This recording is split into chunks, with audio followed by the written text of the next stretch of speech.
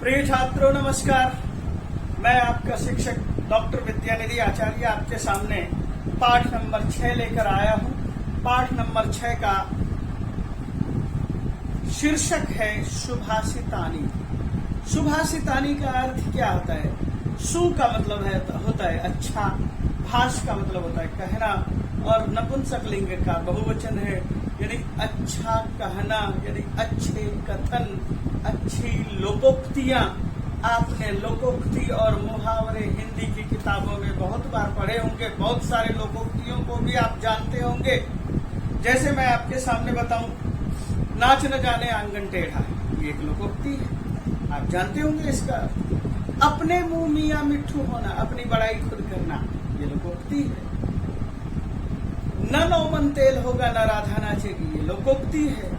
इस तरह से सैकड़ों लोकोक्तियां हैं। लोकोक्ति का मतलब ये होता है कि लोक है तो उसमें उक्ति होगी, और यदि कथन है, उक्ति मतलब कथन, और यदि कथन होगा, क्योंकि इस दुनिया में 135 करोड़ लोग रह रहे हैं, तो लोग कहते हैं, मुंह है, मुखम अस्तीति वक्तव्यम, बोलना है, बोलने में क्या कंजूसी है, तो लोग लोकोक्तियां भी बोलते हैं, मुहावरे भी बोलते हैं। और मैं आपके सामने एक और बात नहीं रख दूं कि प्राचीन कालीन जितने भी राइटर थे हिंदी के, वे अपने गद्य लिखें, पद्य लिखें या नाटक लिखें, कुछ भी लिखते थे, वे बहुत ज्यादा मुहावरों का और लोकोक्तियों का प्रयोग करते थे। आप प्रेमचंद को पढ़िए, प्रताप नारायण मिश्र को पढ़िए, और किसी को भी पढ़िए, वो लोकोक्तियों का, मुहावरों का बहुत अधिक प्रयोग करते थे।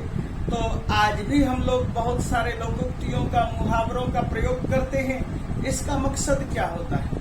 मकसद केवल यह है कि हम कम शब्दों में अधिक बातें सामने रख सकें। हम थोड़े से शब्दों में ही बहुत सारी बातों को लोकोक्तियों के माध्यम से रखते हैं। यही मूल उद्देश्य है। इसी उद्देश्य को सामने रखते हुए मैं आपके सामने संस्कृत के शुभाषितानी को, लोकोक्तियों को रख रहा हूं।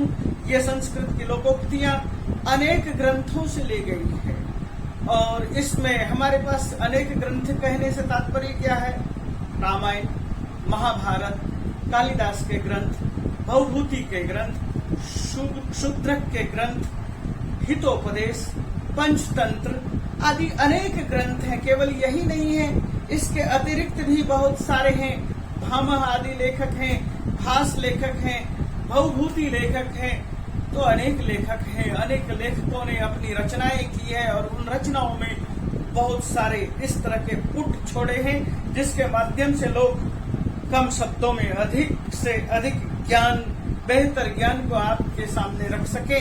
तो इसी को ध्यान में रखते हुए अब मैं आपके सामने पाठ उपस्थित कर रहा हूं, और पाठ ये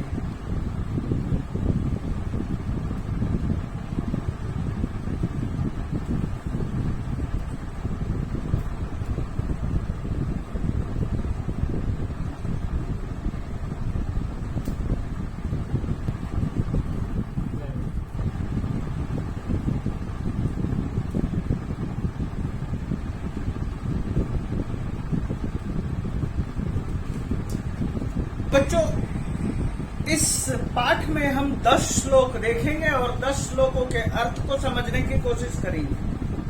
हमें जो परीक्षा में लिखना होता है, परीक्षा में लिखने के लिए ध्यान रखना होता है कि अन्वय, श्लोक लिखा हुआ है, श्लोक में से अन्वय तैयार किया जाता है, और अन्वय में से ही 4 जगह खाली छोड़ दिया जाता है। यदि आपने श्लोकों को ध्यान से पढ़ा या सुना, तो उसके अन्वय को जरूर देखिए। अन्वय का मतलब अनु जोड़ अय, अन्वय या यण संधि है। अन्वय का मतलब है पीछे पीछे चलना। किसके पीछे चलना? एक क्रमवार से चलना। क्रमवार क्या होता है? पहले सप्तमी विभक्ति, षष्ठी विभक्ति, पंचमी विभक्ति, तृतीया विभक्ति,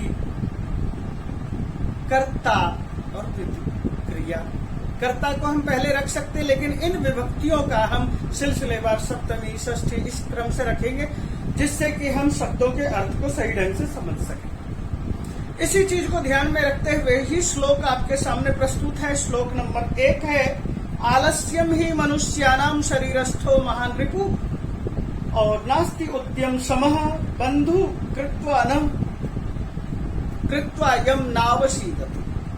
तात्पर्य क्या है? आलस्यम ही मनुष्यानाम शरीरस्थ महान रिपु अस्ति। आलस्यम, आलस्य ही मतलब निश्चित रूप से मनुष्यानाम मनुष्यों का, शरीरस्थ शरीर का, महान, महान का मतलब महान, रिपु मतलब दुश्मन है, शत्रु है। नास्ति उद्यम समो, उद्यम के समान कोई भी चीज बंधु भाई नहीं होता। और यम कृत्वा, जिसको करके, जिसको कि मतलब उद्यम को करके, मनुष्य न अवसीदति, मनुष्य कभी अवसीदति न दुखी नहीं होता। और इस श्लोक का जैसे मैंने आपके सामने केवल शब्द शुरू से लेते गए और अर्थ आपके सामने रखा, अब मैं आपके सामने श्लोक देखो बोर्ड पर, और बोर्ड पर श्लोक देखिए। सुभाषिता ने लिखा है, आलस्य में मनुष्यानाम शरीरस्थो महान रिपु नास्ति उद्यम समो बंधु कृत्वा यम नावसीदति। अन्वय मनुष्यानाम, मैंने अभी कहा षष्ठी विभक्ति पहले रखेंगे।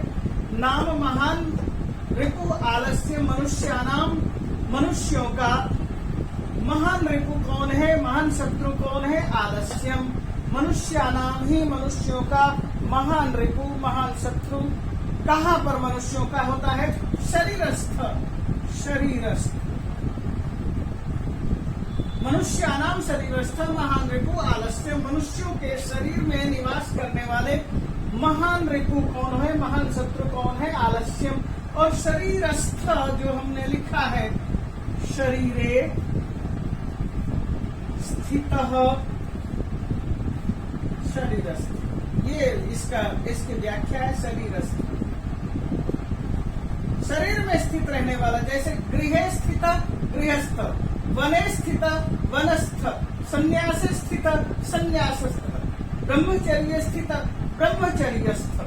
तो इस तरह से शरीर स्थित शरीरस्थ, शरीर में स्थित। मनुष्यानाम शरीरस्थ महान रिपु, मनुष्य के शरीर में स्थित रहने वाला सबसे बड़ा महान, बड़ा रिपु शत्रु आलस्यम, आलस्य होता है। उद्यम समो बंधु नास्ति, उद्यम समो, उद्यम के बराबर बंधु भाई न अस्ति नहीं है, नास्ति है प्लस उद्यम है, तो ये शब्द आया न प्लस अस्ति प्लस उद्यम। नास्ति उद्यम, न और अ ये दोनों मिलाकर के दीर्घ संधि कर दी, और ई और उ मिलाकर के क्या बनाया? ये यण संधि। अभी हम इन संधियों को और थोड़ा सा आगे बताएंगे। तो यहाँ पर ये समझ में आ गया, मनुष्य उद्यम समो बंधु नास्ति, उद्यम के समान कोई भी बंधु नहीं है। ये मैंने अलग अलग दिया। यम कृत्वा, जिसको पा करके, यम कम बंधु। तो मैं ये कह रहा था, उद्यम सम बंधु नास्ति, उद्यम के समान कोई बंधु नहीं है। यम कृत्वा, जिसे पा करके, नरह यानी मनुष्य यानी कि लोग, न अवसीदति दुखी नहीं होता। मनुष्य कभी भी इस चीज को प्राप्त करके न अवसीदति, अवसीदति शब्द से ही बना हुआ है शब्द अवसाद। अवसाद का मतलब होता है दुख, तो यहाँ अर्थ क्या है? दुखी होना। अवसाद का मतलब दुख, और यहाँ अवसीदति दुखी होता है। तो ये भाव है इसका कि मनुष्य जिसे पाकर के दुखी नहीं होता। किसे पाकर के दुखी नहीं होता? उद्यमम प्राप्य। उद्यम क्या है? उद्यमम बंधु अस्ति, उद्यमी भाई है। उद्यम से बड़ा कोई भी चीज नहीं है। आप एक जगह से दूसरी जगह जाते हैं, उद्यम करते हैं। आप पढ़ाई करते हैं, उद्यम करते हैं। आप किसी भी क्रिया को करते हैं, आपके शरीर को मेहनत लगती है, वह उद्यम है। तो मैं इसके आगे अगले श्लोक को आपके सामने रख रहा हूं, और श्लोक अगला देखिए लोग। तो बच्चों ये दूसरा श्लोक है। दूसरा श्लोक यही है, गुणी गुणम वेत्ति न वेत्ति निर्गुणो, बलि बलम वेत्ति न वेत्ति निर्बलो, पिको वसंतस्य गुणम न वायस, करी च सिंहस्य बलम न मूषकः। तो यहाँ पर ये शब्द दिया हुआ है कि कौन किस चीज को जानता है और किस चीज को नहीं जानता है। इस चीज को ध्यान में रखते हुए इस श्लोक को आपके सामने उपस्थित किया है। और ये चीज ये है, क्या दिया है? जो जिन गुणों को जानता है उस चीज की प्रशंसा करता है, जिन गुणों को नहीं जानता वह उस चीज की प्रशंसा नहीं करता। अब स्वाभाविक है कि आपको यदि मैथ पसंद है तो आप इतिहास की शायद प्रशंसा न करें। यदि आपको इतिहास पसंद है तो आप रसायन शास्त्र की प्रशंसा न करें। यदि आपको संस्कृत पसंद है तो हो सकता है उर्दू अरबी की प्रशंसा न करें। तो जो जिस चीज के गुणों को जानता है वो उस चीज के गुणों के पीछे लगा रहता है, उसकी प्रशंसा करता है। जो जिन गुणों को नहीं जानता है उसकी बात नहीं करता। इसी चीज को ध्यान में रख करके कहा गया है गुणी गुणम वेत्ति, जो जिस गुण को जानता है, वेत्ति जानता है, विद ज्ञाने धातु से बनाया है, वेत्ति वित्तः विदन्ति, इस तरह से इसका रूप होता है। तो गुणी वेत्ति, गुणी जानता है, एक वचन है यहाँ, एक वचन यहाँ है। गुणी गुणम वेत्ति, गुणी गुण को जानता है। न वेत्ति निर्गुणो, निर्गुण आदमी गुणम न वेत्ति, जो निर्गुण है, निर्गुण मनुष्य है, जिसको उसके विषय में जानकारी नहीं है, वह उस चीज को नहीं बोलता है। ठीक उसी तरह से बलि बलम व्यक्ति, बलि आदमी बल की प्रशंसा करता है। न व्यक्ति निर्बलो, निर्बल व्यक्ति बलवान की प्रशंसा नहीं करता है, या बल वाले की या बल की, शारीरिक बल की प्रशंसा नहीं करता। पिको वसंतस्य गुणम, पिकः कोयल वसंत के गुण को जानता है, न वायसः कौवा नहीं जानता है वसंत के गुण को। करी च सिंहस्य बलम, करी जो है हाथी है, सिंहस्य बलम व्यक्ति सिंह के बल को जानता है। न मूषक, चूहा नहीं जानता। मूषक का मतलब है चूहा। तो इसी चीज को मैंने यहाँ लिखा है गुणी गुणम वेत्ति, निर्गुण गुणम न वेत्ति। गुणी गुणम वेत्ति, गुणी आदमी ही गुण को जानता है। निर्गुणा गुणम न वेत्ति, निर्गुण आदमी निर्गुण गुणों को नहीं जानता। बलि बलम वेत्ति, बलि आदमी बल को जानता है। निर्बल बलम न वेत्ति, निर्बल बल को नहीं जानता। वसंतस्य गुणम पिकः वेत्ति, वसंत के गुण को कोयल समझता है। वायस न वेत्ति, वायस नहीं जानता है। सिंहस्य बलम, सिंह के बल को करी वेत्ति, हाथी जानता है। मूषक न वेत्ति, मूषक नहीं जानता है। आपके सामने यहाँ पर एग्जाम में क्या आता है कि इन्हीं में से आपके सामने ये श्लोक दिया है, श्लोक के बाद यह अन्वय दिया है। आपको अन्वय के माध्यम से श्लोक के अर्थ को समझाया गया है। हो सकता है इनमें से कुछ शब्दों को आपके सामने हटा दिया जाए और कहा जाए कि अब इसको श्लोक को समझिए, और श्लोक को समझ करके इसके 4 स्थान खाली स्थान को भरिए। और हो सकता है उसमें से जैसे वसंतस्य है, निर्गुणा है, वायस है, करी है, इनको मिटा दिया जाए और कहा जाए कि अब खाली स्थान भरिए। तो यही आपके 2 नंबर का होता है। इस चीज को समझिए। और अब मैं अगला श्लोक आपके सामने उपस्थित कर रहा हूं। तो यह श्लोक नंबर 3 है बच्चों, और इस श्लोक नंबर 3 को देखिए। निमित्तम उद्देश्य ही यह प्रकुप्यति, ध्रुवम सतस्यापगमे प्रसीदति, अकारण द्वेषी मनस्तु यस्य वै, कथम जनस्तम परितोषयिष्यति। ये श्लोक नंबर 3 था। निमित्तम उद्देश्य, निमित्त का मतलब कोई निमित्त, कोई कारण। निमित्त कुछ है ऐसा मान करके, कारण, हेतु,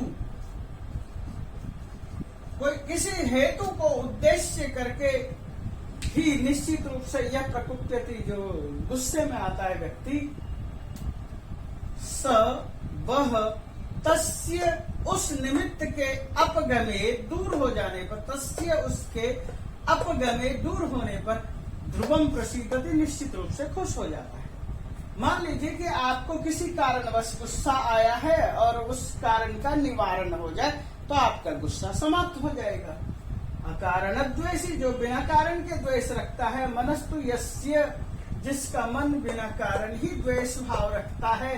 निश्चित रूप से कथम जनस्तम परितोषयिष्यति, ऐसे मनुष्य को, कथम कैसे, तम ऐसे मनुष्य को जन परितोषयिष्यति, परितोषित करेगा, प्रसन्न करेगा। इस तरह के मनुष्य को कोई भी परितोष नहीं दे सकता, संतुष्ट नहीं कर सकता। इसी भाव को सामने रख करके यहाँ अन्वय देखिए।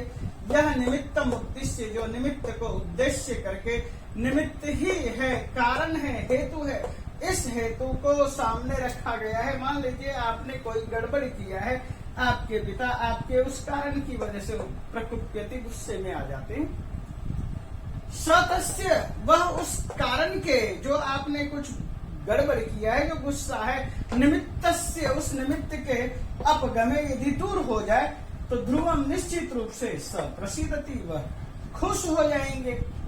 यस्य मनः अकारण द्वेषी, लेकिन कुछ ऐसे लोग होते हैं जिनके मन में किसी भी तरह से बिना कारण ही, अकारण बिना कारण ही द्वेषी, द्वेष भाव वाला होता है। अस्ति जनः, ऐसे मनुष्य को, तम ऐसे लोगों को कथम जनः परितोषयिष्यति, मनुष्य कैसे संतुष्ट कर सकता है। तात्पर्य क्या है कि आपके पास कारण है, कारण का निवारण है। यदि आपने किसी कारण से गड़बड़ किया है, उस कारण की निवृत्ति हो जाए, निवारण हो जाए, तो जो आपके ऊपर क्रोधित है व्यक्ति, वह व्यक्ति खुश हो जाएगा। सीदति, अवसीदति, प्रसीदति, आपने पहले पढ़ा है अवसीदति, यह है प्रसीदति, और प्रसीदति का मतलब प्रसन्न होता है। सिद्ध बैठने अर्थ में था, यहाँ पर प्रसन्न अर्थ में आ गया है। तो उसके अपगमे दूर होने पर, अपगमे दूर होने पर, क्या दूर होने पर, जो निवारण है वो हो जाने के बाद क्या होगा कि हमारा जो है मन प्रसन्न हो जाएगा, यही भाव है। जो लेकिन जो बिना वजह ही द्वेष रखते हैं, उस व्यक्ति को, बेवजह द्वेष वाले व्यक्ति को कोई भी व्यक्ति संतुष्ट नहीं कर सकता। मेरा यही कहना है, ऐसे लोगों को ब्रह्मा भी संतुष्ट नहीं कर सकता। और इसी चीज को लेकर के मैं यहाँ ये कहना चाहूंगा कि एक बार की बात है कि एक गांव में बहुत सारे लोग ब्रह्मा जी के पास पहुंचे। उसको शिकायत थी रामलाल से, क्योंकि जगह जगह पर भोजन होता था, कभी किसी के यहाँ शादी विवाह में, लेकिन वह हर व्यक्ति के खाने की बुराई करता था, चाहे खाना कितना भी अच्छा हो। इसलिए सबने मिलकर के सोचा ब्रह्मा जी के पास जाकर के संदेश देते हैं कि ये हमारी जब बुराई करता है तो क्या ब्रह्मा जी तो इनको संतुष्ट कर सकते हैं या नहीं। इस पर ब्रह्मा जी ने उनकी सबकी बात सुनी और सुनने के बाद रामलाल को अपने यहाँ निमंत्रित किया। जब ब्रह्मा जी के ने उसके सामने 56 भोग रखे, सब कुछ खाने के बाद कहा, ब्रह्मा जी आप तो मेरे पिता तुल्य हैं और मैं आपका पुत्र हूँ, सेवक हूँ, मैं क्या कह सकता हूँ, लेकिन चटनी अच्छी नहीं थी। तो जिसको केवल दोष निकालना होता है, वह किसी के द्वारा भी संतुष्ट नहीं हो सकता। यही बात कहना है, जनः तम कथम परितोषयिष्यति, उस व्यक्ति को किस तरह से परितोषित कर सकता है, संतुष्ट कर सकता है। जो व्यक्ति अकारण द्वेषी होता है, बेवजह द्वेष रखने वाला होता है, उसको कोई भी संतुष्ट नहीं कर सकता। संतुष्ट उसी को किया जा सकता है जिसके अंदर समझ हो, जिसमें समझ ना हो, जिसने कि पहले से ठान लिया है मैं तो समझना ही नहीं चाहूंगा, चाहे 50 बहाने क्यों नहीं बना दे, हमारे सामने 50 उदाहरण दे दे, 50 तरह से समझाने की कोशिश करे, लेकिन मैं नहीं समझूंगा। इसी चीज को लेकर के इस चीज को लेकर के मैंने इस श्लोक को यहाँ खत्म किया। अब मैं अगले श्लोक को आपके सामने रख रहा हूं। तो बच्चों श्लोक देखिए नंबर 4। इस 4 नंबर श्लोक में क्या कहा गया है, उदीरितः अर्थ, कहे हुए अर्थ को, उत जोड़ ईरितः, उत प्लस ईरितः, उदीरितः अर्थ को पशुना भी गृह्यते, जो पशु होते हैं वे भी अर्थ को समझते हैं। पशु कैसे अर्थ को समझते? आप में से कभी किसी ने हल चलाते हुए लोगों को देखा है? तो याद रखिए कि वो डंडे को केवल ऊपर उठाता है और आ आ आ इस तरह का कुछ इशारा करता है, वाह वाह का इशारा करता है, और बैल समझता है, आगे जाता है। बैलगाड़ी चलाते हुए लोगों को देखा होगा, भैंसा गाड़ी चलाते हुए लोगों को देखा है। आपने ऐसे बहुत सारे पशुओं को देखा है कि आप इशारा करते हैं और वह समझता है। तो यहाँ पर यही कहा गया है, उदीरित अर्थ पशुना भी गृह्यते, कहे हुए शब्द को के अर्थ को पशु भी समझता है। पशु को हिंदी नहीं आती समझ में, पशु को अंग्रेजी समझ में नहीं आती, किसी भी पशु को संस्कृत समझ में नहीं आती, लेकिन वह इशारे के द्वारा आह वाह ये ओ आ इस तरह के जो भी भाव के साथ प्रतिदिन किसान उन पशुओं के साथ व्यवहार करता है, पशु उनके अर्थों को समझता है, बाकायदा समझता है। आप किसी भी तरह के पशु को के साथ खेलते हैं, कूदते हैं, कैसे? क्योंकि वो उसके भाव को समझता है। आप क्या कहना चाहते हैं, उसके भाव को समझता है। पशु ना अर्थ गृह्यते, पशु के द्वारा अर्थ समझ में आ जाता है। पशु क्या आप कहना चाहते हैं उसके संकेतों को समझता है और उसी हिसाब से वह तेज या धीमे चलना शुरू कर देगा। उदीरिता अर्थ पशुनापि गृह्यते, पशु के द्वारा भी ग्रहण किया जाता है। हयाश्च नागाश्च बोधितः, समझने के बाद ही हया नागा, हय का अर्थ क्या होता है? घोड़ा।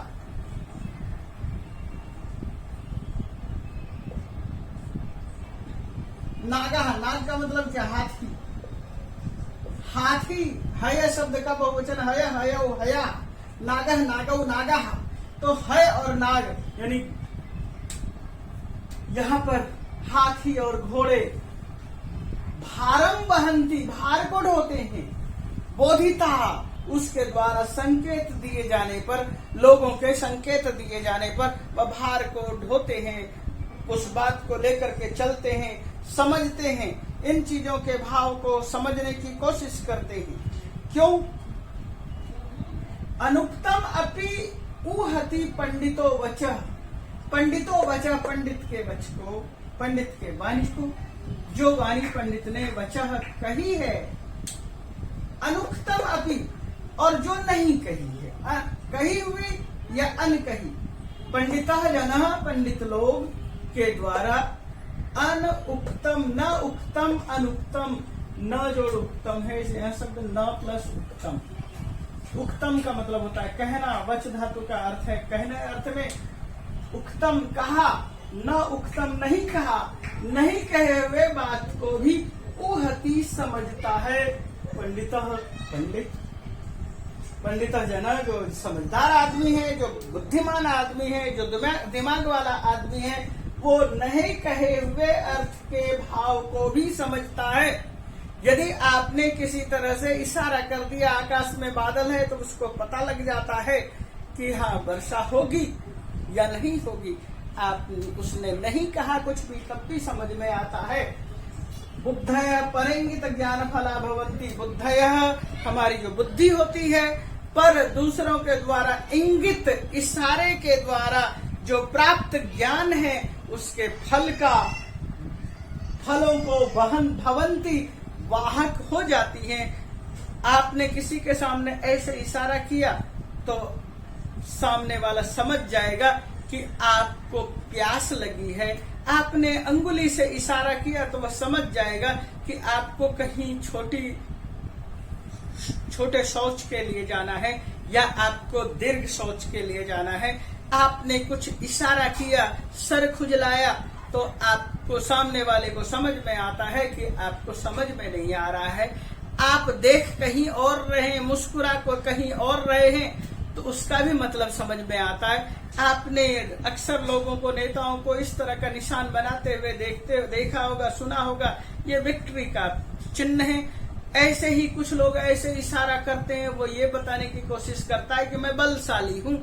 कोई व्यक्ति हल्का सा मुस्कुरा देता है तो वो ये बताने की कोशिश करता है कि मैं स्वस्थ कुशल पूर्वक हूँ, मैं आपको देख करके प्रसन्न हुआ हूँ, आप भी मुझे देख करके प्रसन्न हैं, यानी मेरा और आपका हालचाल दोनों का ठीक है। परिंगित ज्ञान, दूसरों के द्वारा इशारा किए जाने के बाद भी ज्ञान फला भवंती, फलदायक होती है, वह अपने अर्थ को स्पष्ट करने में समर्थ होती है। तो मैं फिर से यह कहूंगा, इन श्लोकों को आपने देखा, इन श्लोक के माध्यम से ये आपके सामने अन्वय रखा, आपके सामने अर्थ को मैंने कहा। ऊह, ऊह का अनुक्तम अपि ऊहति, ऊह का मतलब क्या? कथयति, उद्घोषयति, प्रकटीकरोति। बुद्धि शब्द का बहुवचन है बुद्धयः। परेशान इंगितम ज्ञानम परिंगित ज्ञानम, परेशान दूसरों के द्वारा इंगित, चेष्टा किए हुए के द्वारा ज्ञान जो है, दूसरों के द्वारा जो इशारा किया है, उस ज्ञान के फल को भी समझता है, जानता है। इस भाव के साथ यहाँ पर ये है। और आपको फिर मैं वही कहूंगा, 4 शब्दों को यदि हटा दिया जाए और फिर आपको कहा जाए भरने के लिए, तो आपको भरना है तो इसी भाव के साथ आपको यहाँ पर भी ध्यान रखना है। न उक्तम अनुक्तम, ये भाव यहाँ रखना है। हय शब्द का अर्थ घोड़ा होता है, नागह का अर्थ नाग से मतलब नाग सांप नहीं है, बल्कि नागा हाथी के लिए प्रयोग है। और यहाँ पर बहुवचन है प्रथमा विभक्ति। यहाँ पर प्रथमा विभक्ति बहुवचन, बुद्धि बुद्धि बुद्धय ये प्रथमा विभक्ति बहुवचन, पंडित प्रथमा विभक्ति एक वचन, ये ऊहति प्रथमा विभक्ति का एक वचन, गृह्यते प्रथमा एक वचन, वहंती बहुवचन, बोधिता बहुवचन, पशुना तृतीय विभक्ति एक वचन। और पशुना शब्द है इसलिए ईरिता है, कर्म वाच्य का प्रयोग है। इन बातों को ध्यान में रख करके यही कहना है कि लोग दूसरों के इशारों को भी समझते हैं और उससे भली प्रकार अर्थ को समझ करके अपनी क्रिया को करते हैं। इसी चीज को ध्यान में रखते हुए हम अगले श्लोक को शुरू करते हैं। तो बच्चों श्लोक नंबर 5 देखिए। श्लोक नंबर 5 में कहा गया क्रोधो ही शत्रु प्रथमो नराणाम देह स्थितो देह विनाशनाय यथा स्थितो काष्ठगतो ही बन्नी सएव बन्नी दहते शरीरम। तो यह क्या कहना चाहता है? आपका सबसे बड़ा शत्रु क्या है? आपके सामने क्रोध है, ये मनुष्यानाम शरीरस्थो महान रिपु, इस तरह से आपने पढ़ा होगा। क्रोध ही मनुष्य के शरीर का महान शत्रु होता है। लोभस्य मूलम क्रोध, ये भी पढ़ा होगा। लोभ का मूल क्रोध होता है, या क्रोधस्य मूलम लोभ, क्रोध का मूल ही लोभ होता है। क्रोध आपके पास क्यों आता है? क्योंकि आपको उस चीज की प्राप्ति नहीं होता है। क्रोधस्य मूलम लोभ, इस तरह की बात है। क्रोध का मूल लोभ है। तो काम एव मनुष्यानाम, काम क्रोध लोभ मोह ईर्ष्या द्वेष, इस तरह के जो शत्रु है, 6 शत्रु है हमारे शरीर में। तो उन शत्रुओं में सबसे बड़ा शत्रु कहा गया है क्रोध है। मनुष्य को चिता दहती एक बारम चिंता दहती सहस्र बारम। चिता एक बार मनुष्य को जलाती है। चिता और चिंता में अंतर क्या है? चिता, और यहाँ पर ये लगा दिया चिंता, बस इतना ही बनता है। चिंता हजारों बार जलाती है, चिता एक बार जलाती है। तो तात्पर्य क्या है? क्रोध नराणाम प्रथमो शत्रु, नर का मनुष्य का देह विनाशाय प्रथमो शत्रु देह स्थित क्रोध एव। मनुष्य के देह का नाश करने के लिए यदि मनुष्य के पास खूबसूरत शरीर है तो उसके खूबसूरत शरीर का नाश करना चाहते हैं तो उसे बार बार क्रोधित करो। प्रथमो शत्रु देह स्थित, देह में स्थित रहने वाला क्रोध एवं क्रोध ही है। यदि मनुष्य का कोई शत्रु है तो उसका शत्रु उसका क्रोध है। आप जानते हैं क्रोध में आज क्या कहावत है, प्रयोग है? क्रोध में लाल पीला हो गया, चेहरा लाल हो गया, चेहरा तमतमाकर काला हो गया। तो तमतमाना, लाल होना, काला होना, लाल और काला किस चीज का प्रतीक है? आग का प्रतीक है। आपके शरीर में दाहक तत्व है, आपके शरीर में जो आग है वही चेहरे पर गुस्से में आने के बाद आपका चेहरा लाल होता है या काला पड़ जाता है या विवर्ण हो जाता है। उन सब चीजों के पीछे कारण है क्रोध, और क्रोध मनुष्य के शरीर को खा जाता है। प्रथम शत्रु, पहला शत्रु है देह स्थित, देह में स्थित है। यथा स्थितो काष्ठ गतो ही बन्नी, जैसे काठ में काष्ठ स्थितो बन्नी, बन्नी काष्ठ स्थित गत, बन्नी आग काष्ठ स्थित, काष्ठ में रहता हुआ, यथा स्थित जैसे स्थित रहता है, तथैव जैसे लकड़ी में आग मौजूद होता है वैसे ही शरीर में आग मौजूद है। सएव बन्नी दहते शरीरम, वही बन्नी शरीरम दहती, जैसे काठ को आग जला देती है ठीक उसी तरह से मनुष्य के शरीर को, मनुष्य के शरीर को उसका गुस्सा जला देता है, शरीर के अंदर दाह पैदा करता है, दहते जलाता है, क्रोध दहते क्रोध जलाता है, स एव बल्ली वही बल्ली शरीरम दहते मनुष्य के शरीर को दहन करता है, जलाता है। तो कौन जलाता है? मनुष्य के शरीर को, मनुष्य के शरीर को आग जलाता है। कैसे जलाता है? जैसे काठ को अग्नि जला देती है। तो यहाँ पर यही कहा गया है क्रोध न करो, यही एक भाव को लेकर है अब इस चीज को ही देखिए कि यदि हमने इस शब्द को हटा दिया और उसके बाद आपको कहा गया है कि आप श्लोक में पूर्ति करें, तो आपको दिक्कत होती है। केवल इन्हीं शब्दों को ध्यान में रखना है, श्लोक को समझना है। श्लोक को समझने के बाद आपको अन्वय ध्यान में रखना है। अन्वय ध्यान में रखते हुए आपके पास जो परीक्षा में आता है, इस तरह से कुछ शब्द हटा दिए जाते हैं, उन शब्दों की पूर्ति करना होता है, उसी के नंबर होते हैं। तो इस श्लोक में यही कहना था कि शरीर के अंदर आग होती है और शरीर को आग ही भस्म कर देती है। क्रोध मनुष्य को जलाकर समाप्त कर देता है। क्रोध मनुष्यों के कुल खानदान को नष्ट कर देता है। इसी के साथ अब मैं अगला श्लोक शुरू कर रहा हूं। तो बच्चों 6 नंबर श्लोक में देखिए, मृगा मृगैः संगमम अनुव्रजन्ति गावश्च गोभी तुरगास्तुरंगै मूर्खाश्च मूर्खै सुधीय सुधीभि समानशील व्यसनेषु सख्यम। हम आपस में दोस्ती कहाँ करते हैं? समानता को ध्यान में रखते हैं। किस चीज की समानता को? चाहे हम अपनी बुद्धि की समानता को देखते हैं, या कार्य कुशलता की समानता को देखते हैं, या कर्मठता की समानता को देखते हैं, या खेल कूद के महत्व को ध्यान में रखते हुए समानता को देखते हैं, या पारिवारिक रिलेशन की समानता को देख करके करते हैं। तो जो भी चीज करते हैं, समान अवस्था देखने के बाद हम सख्य बढ़ाते हैं, मित्रता बढ़ाते हैं। तो यहाँ पर ये कहा, मृगा मृगैः अनुव्रजन्ति। मृगा मृग हिरण हिरणों के साथ रहते हैं। गावः गोभिः, गावः बहुत बहुवचन है, गोभी भी बहुवचन। गौवे गौवों के साथ रहती हैं। तुरगः तुरंगैः, तुरगः घोड़े तुरंगों के साथ रहते हैं। मूर्खाश्च मूर्खै, मूर्ख लोग मूर्खों के साथ रहते हैं। सुधीय सुधीभि, विद्वान लोग बुद्धिमान बुद्धिमानों के साथ रहते हैं। तो जो चीज है या उसको उसके साथ समान धर्मिता जहां तक नहीं मिलेगी तब तक वो साथ नहीं देंगे।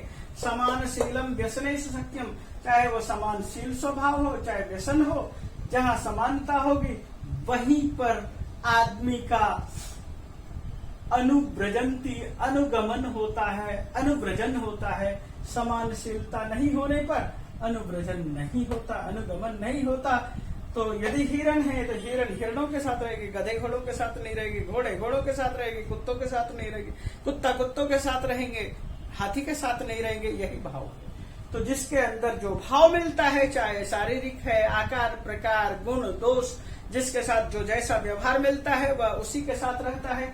तो श्लोक बड़ा सरल था। इस श्लोक के बाद मैं अगले श्लोक को आपके सामने रख रहा हूं। तो अगला श्लोक है, सेवितव्यो महावृक्षो फल छाया समन्वितः यदि दैवात् फलम नास्ति छाया केन निवार्यते। बड़ा सरल अर्थ है। महावृक्ष सेवितव्य, महान फल वाले, फल छाया समन्वितः महावृक्ष सेवितव्य। जिसके पास फल है, जिसके पास छाया है, ऐसे महान पेड़ का हमें सेवन करना चाहिए। महान वृक्ष सेवितव्य, समन्वितः, महावृक्ष शब्द पुल्लिंग है इसलिए सेवितव्य समन्विता बनाया और सेवितव्य बनाया। जिसके पास फल है और जिसके पास छाया है, ऐसे से युक्त समन्वित यानी युक्त महान वृक्ष सेवितव्य, बड़े पेड़ की सेवा करनी चाहिए, बड़े पेड़ों के साथ शरण में जाना चाहिए, उसका सेवन करना चाहिए। यदि दैवात, यदि दैव से, यदि दुर्भाग्य से फलम नास्ति, फल नहीं मिला, छाया के निवार्यते, उसकी छाया को कौन हमसे दूर कर सकता है? हमारे ऊपर जो पड़ने वाली उसकी छाया है उसे कौन छीन सकता है? पेड़ की छाया तो हमें मिलेगी। फल नहीं मिला कोई बात नहीं, फल किसी दूसरी जगह से ले सकते हैं, लेकिन उससे हमें जो उपलब्ध छाया है उसको कोई रोक नहीं सकता। इसलिए जगह जगह लोग पेड़ों को लगाया करते थे छाया के लिए। फलदार पेड़ लगाया जाता था, फल भी मिलते थे, छाया भी मिलती थी। तो तात्पर्य क्या है कि हमें बड़े बड़े महान पेड़ लगाने चाहिए। पेड़ों को लगाने से हमें फल भी मिलते हैं, छाया भी मिलती है। और यदि फल नहीं है तो छाया को किसने रोका है? कोई भी हमसे छाया को छीन नहीं सकता। इसी भाव को लेकर के यहाँ कहा गया, फल छाया समन्विता वृक्ष सेवितव्य, फल छाया से युक्त पेड़ को लगाना चाहिए। दैवात, यदि दैव से, दुर्भाग्य से यदि तत्र फलम नास्ति, यदि वहां पर फल नहीं है, वृक्ष फलम नास्ति तर्रे वृक्ष से छाया के निवार्यते, तो वृक्ष की छाया को कौन हमसे छीन सकता है। तात्पर्य यही है कि आप यदि किसी को दोस्त बनाना चाहते हैं, जानदार व्यक्ति को दोस्त बनाइए, समझदार व्यक्ति को मित्र बनाइए, धन संपदा से युक्त है ऐसे व्यक्ति को भी दोस्त बनाइए। कम से कम यदि उससे कोई अन्य लाभ नहीं हुआ तो भी कुछ न कुछ उसकी शरणागति का आपको लाभ ही मिलेगा। इसी भाव को लेकर के यहाँ पर यह श्लोक रखा गया था और इसके साथ ही मैं अगला श्लोक शुरू करता हूँ। इसी में वह ये है, अमंत्रम अक्षरम नास्ति, बिना मंत्र का कोई अक्षर नहीं है। मंत्र का मतलब क्या है? मंत्रात् मननात् त्रायते इति मंत्र। मनन करने से त्राण जिसमें मिलती है वह मंत्र है।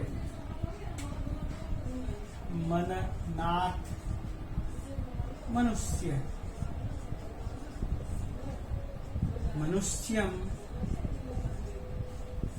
यही त्रायते समंत्र। मनन करने से मंत्र होता है। मंत्र का मतलब होता है विचार, मंत्र विचारना, जिसके अंदर विचार है, जिसके अंदर शुभ विचार है वही मंत्र है। और मंत्र ही अक्षरम, अमंत्रम अक्षरम नास्ति। अक्षर का मतलब क्या? अक्षर शब्द का अर्थ क्या है? न क्षर, क्षर का मतलब जिसमें घटबड़ नहीं होता, क्षर नहीं होता, क्षीणता नहीं आती, इसलिए अक्षर कहते हैं। अक्षर को किसको कहते हैं? पर ब्रह्म को कहते हैं, विष्णु को कहते हैं। तो अक्षर मंत्र वाला ही होता है, बिना मंत्र का कोई भी अक्षर नहीं होता। हर अक्षर में मंत्र छिपा हुआ है। न अस्ति, ऐसा कोई भी मंत्र अक्षर नहीं है जिसमें मंत्र नहीं है। अक्षरम अमंत्रम अक्षरम नास्ति, अमंत्र अक्षर नहीं है। मंत्र से युक्त ही सभी अक्षर हैं। सभी मंत्रों में एक आदेश है, एक विचारधारा है। अमंत्र अक्षर नहीं है, बिना मंत्र का कोई भी अक्षर नहीं है। बिना मनन के द्वारा किया हुआ किसी भी तरह का अक्षर नहीं है। यह वर्ण व अक्षर किसे कहते हैं आप ये जानते हैं? अ का अर्थ होता है नहीं, आ का अर्थ होता है हाँ, ई का अर्थ होता है विद्युत, ई का अर्थ है संपदा, ऊ का अर्थ है तर्क, विचालन, हर चीज का अर्थ है। क का अर्थ है सुख।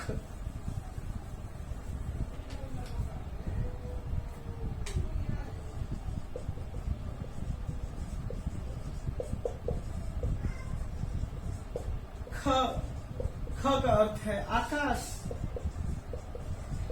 ग का अर्थ है गति। घ का अर्थ है पाप। तो इस तरह से हर वर्ण का अर्थ है। कोई भी ऐसा वर्ण नहीं जिसका अर्थ न हो। जो अक्षर है उसका अर्थ है। नास्ति मूलम अनौषधम, हर पौधे का जो मूल है, मूलम अनौषधम नास्ति, न औषधम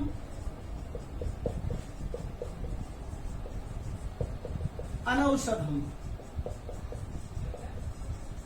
जैसे यहां पर था न मंत्रम अमंत्रम, कोई अक्षर बिना मंत्र का नहीं होता, अमंत्र नहीं होता है। हर अक्षर में विचार है छिपा हुआ। हर जड़ी में, हर पौधे में औषध है। हर पौधे के मूल में एक औषधि है। अयोग्य पुरुषा नास्ति, धरती पर कोई भी पुरुष अयोग्य नहीं होता। हर व्यक्ति के अंदर कोई न कोई गुण, कोई न कोई दोष, कोई न कोई गुण, कोई न कोई अच्छी आदतें होती है। योजकस तत्र दुर्लभ, उसको काम में लगाने वाला ही बड़ी कठिनाई से मिलता है। यही बात को यहाँ पर हम अन्वय के साथ कर रहे हैं। अमंत्रम अक्षरम नास्ति, अमंत्र अक्षर नहीं है। कोई भी अक्षर बिना मंत्र के नहीं है। अनौषधम मूलम नास्ति, बिना औषधि वाला कोई भी मूल नहीं है। अयोग्य पुरुष नास्ति, अयोग्य पुरुष नहीं होता। योजकस्तत्र दुर्लभ, व्यक्ति को काम में लगाने वाला होना चाहिए। हर व्यक्ति के अंदर समझ होती है, हर व्यक्ति के अंदर समझदारी है, हर व्यक्ति के अंदर किसी भी काम को करने की इच्छा होती है, तो आदमी को काम में लगाने वाला होना चाहिए। इसके साथ मैं अगले श्लोक को शुरू कर रहा हूं। जो श्लोक नंबर 9 देखिए, संपत्तौ और विपत्तौ, संपत्ति और विपत्ति, जैसे हरि का हरौ, संपत्ति का संपत्तौ, विपत्ति का विपत्तौ। महता में एक रूपता, बड़े लोग होते हैं उनके पास वो एक समान होते हैं। संपत्ति में भी हो या विपत्ति में, दोनों ही अवस्था में बड़े लोग जिनके अंदर उदारता होती है, महाशयता होती है, वो एक समान दिखाई देते हैं। उदय सविता रक्त, जब सविता उदय होता है, सूर्य उदय होता है, रक्त लाल रंग का होता है। अस्तमय तथा और अस्तमय होता है, जब अस्त का समय होता है तब भी रक्त लाल रंग का ही होता है। तात्पर्य क्या है, आप यदि बड़े हैं, बड़े दिल वाले हैं, महान हैं, तो आपके ऊपर कितनी विपत्ति आए आपके अंदर उस समय भी, और जब आपके अंदर विपत्ति नहीं है तब भी, दोनों ही अवस्था में आप एक समान दिखाई देते हैं। महता में एक रूपता का तात्पर्य यही है। इसी चीज को हम अन्वय के माध्यम से कहते हैं। महता हम बड़े लोगों का, संपत्तौ विपत्तौ च एक रूपता भवती, संपत्ति में और विपत्ति में एक ही रूपता होती है, एक समानता होती है। और समानता यह है, सविता बड़ा है, महान है, उसका जब उदय होना होता है उस समय भी वह रक्तमय होता है, लाल होता है। जब सूर्य अस्त होता है तब भी आपने देखा होगा कि सूर्य लाल होता है। यही भाव, वर्ण रक्त वर्ण भवती, लाल रंग का होता है। यही भाव लेकर के इस श्लोक को कहा गया। अगले श्लोक में यहाँ पर लिखा गया, विचित्र खलु संसारे नास्ति किंचित निरर्थकम। यह संसार बड़ा विचित्र है, इसमें निरर्थक कुछ नहीं है। अभी थोड़ी देर पहले हमने कहा कि अयोग्य कुछ भी नहीं है, कोई भी मनुष्य अयोग्य नहीं है, कोई जड़ बेकार नहीं है, कोई भी चीज निरर्थक नहीं है, अमंत्र कोई अक्षर नहीं है। हमने जिन चीजों को कहा उसी भाव को यहाँ पर भी कह रहे हैं। विचित्र है खलु संसार, यह संसार बड़ा विचित्र है। किंचित निरर्थकम नास्ति, कोई भी चीज निरर्थक नहीं है। यहाँ नास्ति, ना जोड़ अस्ति, नास्ति शब्द का अर्थ ले लेना है। और अश्वश्चेत धावने वीर, यदि घोड़ा दौड़ने में तेज है, बहुत तेज दौड़ता है। भारस्य वहने खर, भार को ढोने में गधा ज्यादा तेज है। तो इसी चीज को कह रहे हैं यहाँ, विचित्र संसारे खलु किंचित निरर्थका नास्ति। विचित्र संसार में निरर्थकता नाम की यह बेकार है, इस नाम का कोई चीज नहीं होता। हर चीज का सदुपयोग है, यदि आप उसका उपयोग करना जानते हैं तो। अश्व चेत धावने वीर, यदि अश्व तेज दौड़ने में वीरवान है, बलशाली है, तेज दौड़ने वाला है, तो भारस्य वहने खर वीर भवती, भार को ढोने में खर गधा वीर होता है। इसी के साथ में बच्चों, ये श्लोक 10 श्लोक था, 10 श्लोक का मैंने अन्वय किया, हर चीज को आपके सामने रखा। और रखने के बाद मैं यही कहूंगा, इन्हीं श्लोकों में से किसी भी चीज को, अभी मान लीजिए मैंने यहाँ पर ये संपत्तौ हटा दिया, एक रूपता हटा दिया, सविता हटा दिया और अस्तमय हटा दिया, अब आपको पूर्ति करना है। ठीक उसी तरह से संसारे ये हटा दिया जाए, निरर्थकम हटा दिया, खर हटा दिया जाए, धावने हटा दिया, यह आपको पूरा करना हो तो बस इन्हीं चीजों के नंबर हैं। और नंबर तभी हैं जब आप उनके भाव को समझते हैं। यदि आप किसी श्लोक के भाव को नहीं समझ पा रहे हैं तो वह श्लोक खुद ही निरर्थक हो जाएगा। दुनिया में एक भी चीज निरर्थक नहीं है। आप कभी भी अपने आप को उदास पाते हैं, इन श्लोकों को, इन पंक्तियों को याद कीजिए, गुनगुनाइए। आपके अंदर से जो दुर्भावना है, लोगों के द्वारा उच्छेद किए गए आरोप हैं, उससे मुक्त हो जाएंगे। आप यदि गिर गए हैं तो आप बूम करेंगे, आपकी तेजी के साथ आपका उत्थान होगा इन श्लोकों के माध्यम से। तो इसी के साथ मैं इस पाठ को यहाँ रोक रहा हूँ। धन्यवाद बच्चों। और हाँ, तो बच्चों, आपने पाठ को अच्छी तरह से समझा, पढ़ा, अब इसको सब्सक्राइब करें और सब्सक्राइब के साथ लोगों को भी बताइए, बच्चों को, अन्य बच्चों को भी सब्सक्राइब करें और पाठ को यहाँ से समझें। नव भारतम नव संस्कृतम चैनल है, इस चैनल से को सब्सक्राइब करने के बाद आपके पास पाठ स्वतः आ जाएगा। धन्यवाद।